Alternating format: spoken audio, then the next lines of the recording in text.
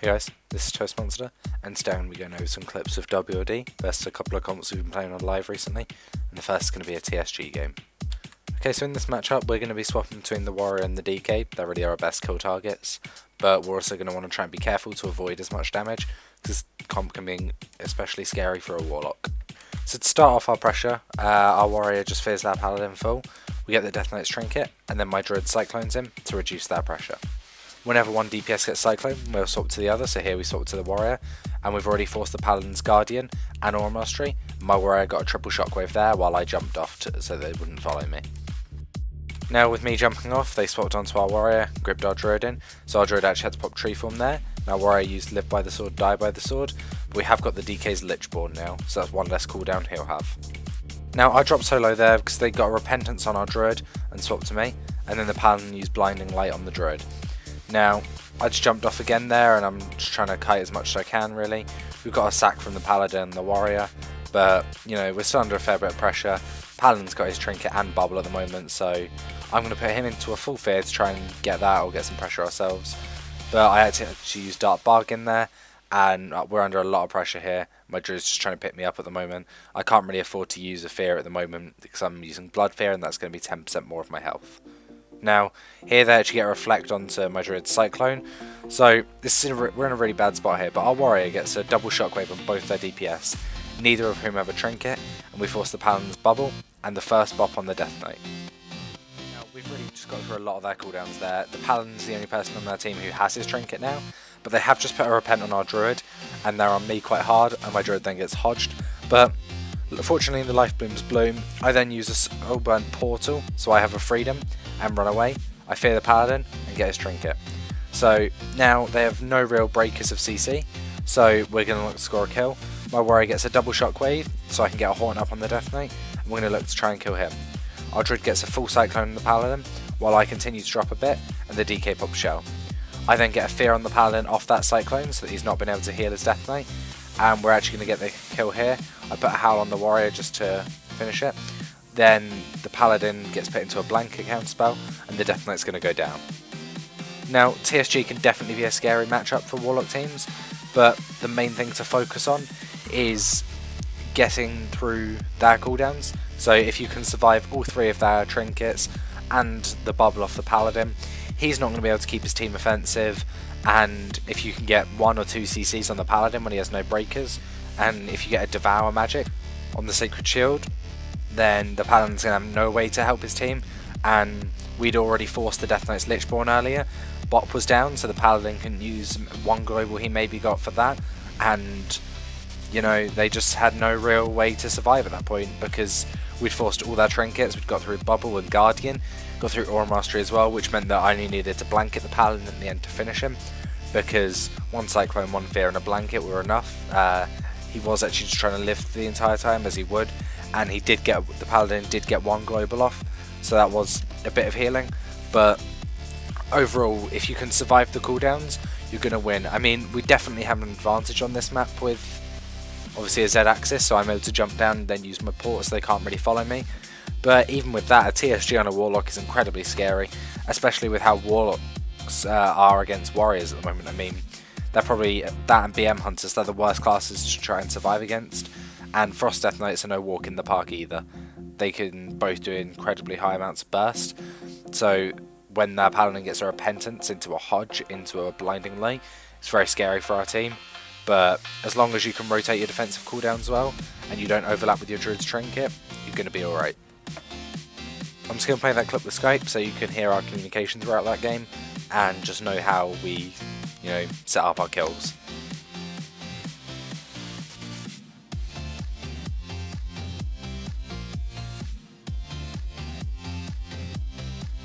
Gonna get the DK here. Gonna fear Pally. Alright, nice, good Good Warrior as well, actually. I'm gonna get big dots on the Warrior. Yeah, you got Safeguard as well. He's bursting everything. I'm actually. I'm clearing DK, full clearing DK, full clearing DK. Okay. Fear Pally half. Nice. I'm a Warrior, because. Yeah. Clearing DK again. I'm jumping down. I got Strang. I'm gonna stun him on Aura Mastery, dude. Nice. Full stun. Stunned Warrior as well. I think they're bursting me. Yeah. Parry them. Hodge down Warrior Fed. Fear DK. DK, let's go. Tree. I have to trinket this. I got repented. Yeah, I'm losing. I'm gonna fear Warrior here. No, I can't actually. Wow, just did mad damage to me. Yeah. I'm gonna stun Warrior here. I got blinded. I stunned his sleep. He trinketed. I rooted Warrior. Oh no. Do you want me to pop? I'm popping immunity. Yeah. Pop. I'm like waddling right now. Full DK. Okay. We gotta like CC Warrior and kill DK. Honestly. Okay, I'm gonna fear Pally here. I pushed him out. Perfect, dude. This is so good. This is super good. I'm stunned here. Fuck, come on. Oh, this would have been I'm playing Warrior. I'm trying to get to the DK. I'm paused like it, waddling. I jumped. Okay. I'm playing Warrior full. He reflected, clone. Fuck. This is really bad. I'm gonna stun both. I'm gonna stun both. Nice, and burst, just to make them like go defensive. I have to. Actually, I might kill him. Pally bubbled. I got shockwave, yeah. And bopped, so... Yeah, I'm on Warrior. Only thing I can hit. I repent. He did parry. Stunning him. Fear DPS, I'm gonna fear Pally full. No, I can't, I'm Perfect. stunned. Oh, hush now. They just tick. Nice. Fear Pally full here. Nice. I get it. Who are you on? I'm under Warrior. Okay. I feel for going DK, actually. When you yeah, can. I can go DK. Okay, let's do it. Playing Pally here full. Stunning both. Stun both. Very rebuke. Playing Pally here full. I'm stunned. shockwave. Full Pally. Shockwave me. You're gonna get safe I card can fear out, but it's gonna... Pushing them both off. Full fear Pally. Perfect. Valid DK's Sacred Shield as well. perfect, man. You can die here. I can almost like stun both. Blanket Pally. Perfect stuff. Rooted Warrior. Now, this next game is going to be incredibly short because we were quite communicated about it and we just knew when to burst, and I'm going to show you how we did that. So in this, we're against Frost Mage, Enhancement Shaman, Resto Druid, and we're not really too sure how to deal with this. We, haven't seen this comp. It's quite an unexpected comp for the most part, but, we're just going to be quite coordinated. Our Warrior goes in on their Shaman straight away, and actually manages to reflect a Cyclone, and I fear the Mage's opener while he's popped his Trinket, and they try to blow up our Druid. Now, we actually forced the Mage's Trinket and the Druid's Trinket there, but I did get CS on cast, so I'm unable to peel at the moment. Our Druid got knocked off, but he ported up, and I Trinket a Cyclone to Howl of Terror them. It's a half fear on the Druid, but at the moment I'm just trying to peel the Mage, and he gets a Ring of Frost up here. Now, our Druid knocks the Shaman off here, and so we just go incredibly hard on him. I put a 2-second fear onto the Druid, and because of how badly out of position he was, we were able to just get him down incredibly quickly because they didn't expect the swap. I mean, he didn't even Trinket the Shockwave stun because our Warrior and I just popped all our cooldowns and put so much damage into him in such a short amount of time, purely because of the positioning our Druid managed to push him in with Typhoon. Now I'm just going to play that clip with Skype so you can hear our communication throughout that and how we knew to burst the Shaman when we did and as hard as we did. It's gonna go instant, you can get dots. Okay. I cloned him. Nice. Fear Mage. I'm gonna fear him afterwards, I'm fearing him afterwards. Full fear. CS me. Druid, Mage hasn't cast a single spell yet. I know. I can't do They it. just bashed him. Okay. I'm coming Trinketing this slowly. clone. I'm like waddling. Feared everything. Perfect. Unchain. Okay. Maybe? Yeah, I push him. Perfect. I'm This pushing I out have of it. huge This is dots good. on him here. Yeah, I'm going hard actually. I'm going hard right now. Short Fear Druid. Blank. This is- I got CS actually. Should It's be dead. Nice. Now, this last clip I'm going to be showing you today is actually against a Warrior Lock Shaman. So a bit similar to us, they're just running a Shaman rather than a Druid. But that Warlock is playing Demonology.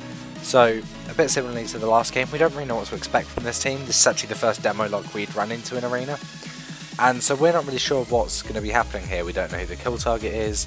And to be honest, we didn't even know what kind of damage Demonology Warlocks can do.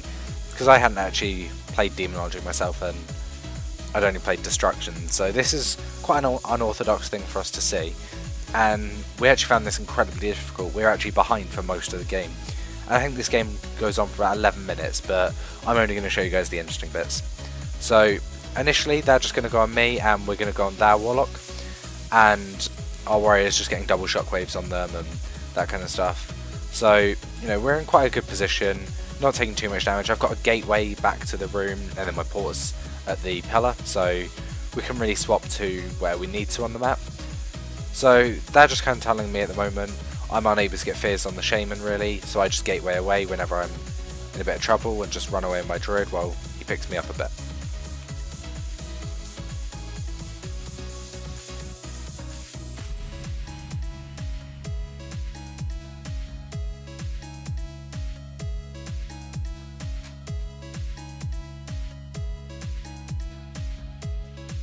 like I said, this is a long game, so I'm just going to be cutting here. Now here, I've kited back into the room, and they've swapped onto our warrior. So I'm going to try and get out as much pressure as I can quickly with as many dots as I can. And our warrior used live by the sword, die by the sword, because they did quite a bit of damage to him in such a short amount of time. So we're now going to swap onto the warrior.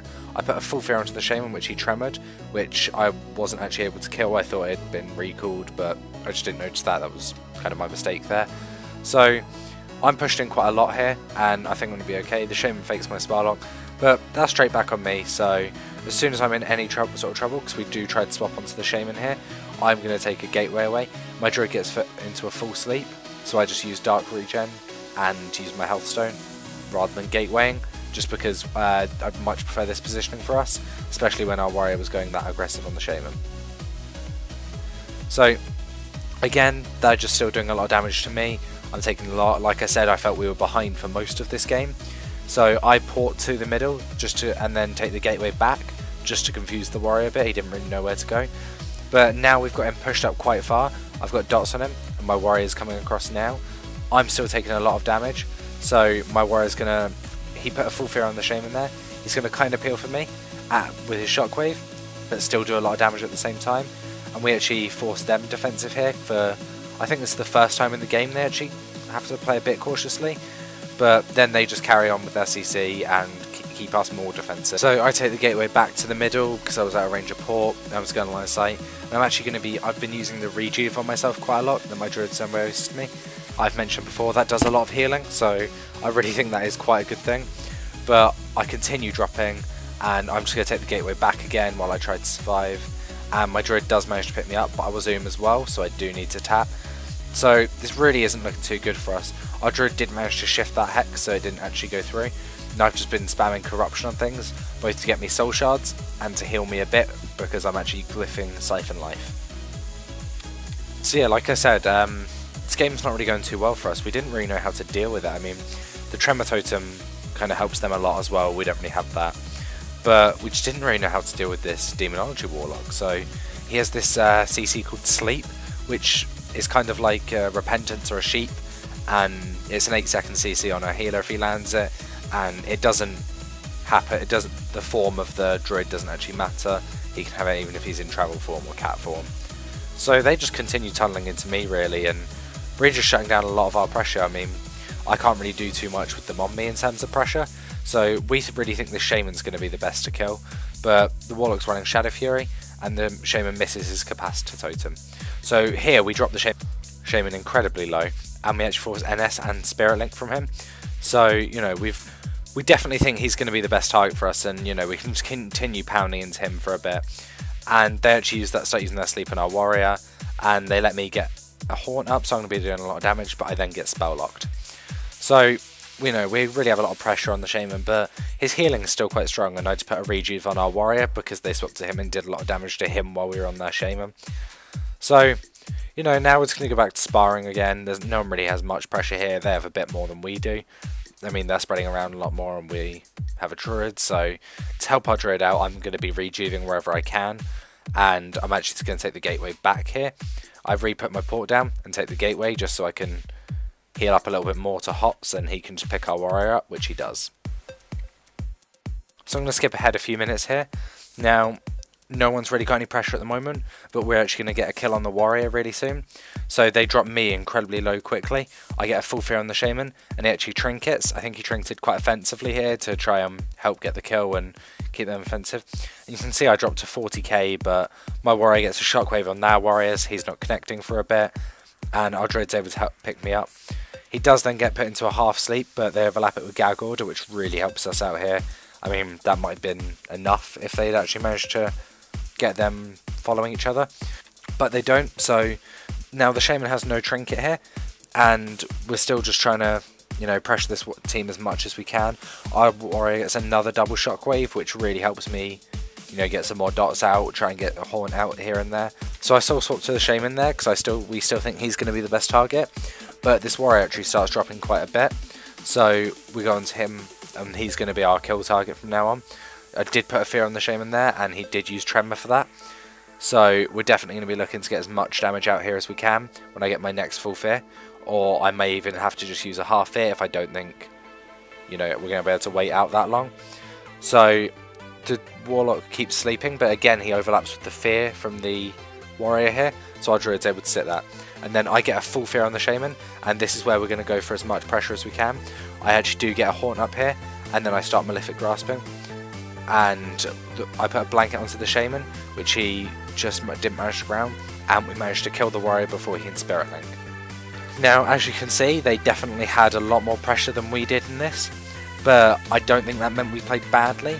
I mean, there's definitely a lot more things we could have done. I mean, we didn't really know what that team could do, we didn't really know what the capabilities of a Demonology Warlock were, for instance. But this game is really just meant to show how if your team's coordinated and you can get the full CC, so there the Shaman had no Tremor, he had no Trinket, and the Warrior didn't really have any cooldowns. If you can get all that lined up with your burst, then it doesn't matter how the rest of the game's gone, it doesn't matter whether they've got everyone on your team to 1,000,000 times, you'll still get the kill, because you're playing better to set up the kill, rather than just tunneling damage and putting random CC out. So there, for instance, I called out that the Shaman had no way to break that fear, and we kind of coordinated with doing the maximum damage we both possibly could. I ported away so I'd be able to get my Haunt up and my Malefic Grasp channeling, which is really the best single target you can do as a Warlock, uninterrupted. So that's a massive help, and then our Warrior just pops any cooldowns he has up as well, and we're able to kill him before he can get to the Shaman for a Spirit Link.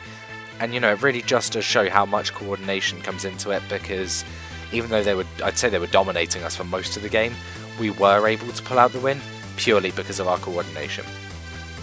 Because that was quite a long game, I'm only going to show the end bit with Skype there, just so you can hear our communication at the end. Look where I'm slept. Just go. Yeah, just keep on the wall, keep on the wall. Shaman. He's taking big damage. I trinked it into Shockwave. I think it's... My gateway just went down as well, I couldn't get into it. Fuck.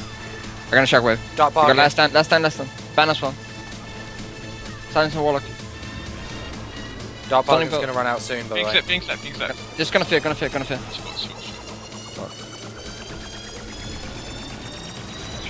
Safeguard as well. Big heals. Okay, nice. The Shaman is no, he's not. I just innovated. Okay, sure. I gonna stun both here. Both stuns. Nice. You can get some dots. Yeah. Shaman's just popped Tide. I got Shockwave. Can't do anything. I'm gonna silence the Warlock next cast. I'm gonna silence Sleep actually if he does it. I feared the lock there and it got challenged. No lock full. Okay. Are you doing it? Oh, you Master Effective. Oh fuck, I thought you would get it. He actually sleeped me, man. Yeah, just keep... Now that one. I can go hard whenever you're ready, by the way. Yeah, sure. Tell me when. I don't have Reg, I have Avatar though. Just tell me when. Yeah, sure. Full fish Shaman, go. Okay. I have a stun if you want it. Yeah, I'm going Warrior here. Going Warrior very hard. Can you just start Shaman? Yeah, bash Shaman. Oh, he dodged. He can die. He's dead. Yeah, no. That's going to be it for this video anyway. I hope you enjoyed it. If you have any feedback, let me know in the comments. And if you have any questions or requests, as always, I have threads open on the forum and I check those fairly regularly. So just post in there if you have any requests. Thanks for watching.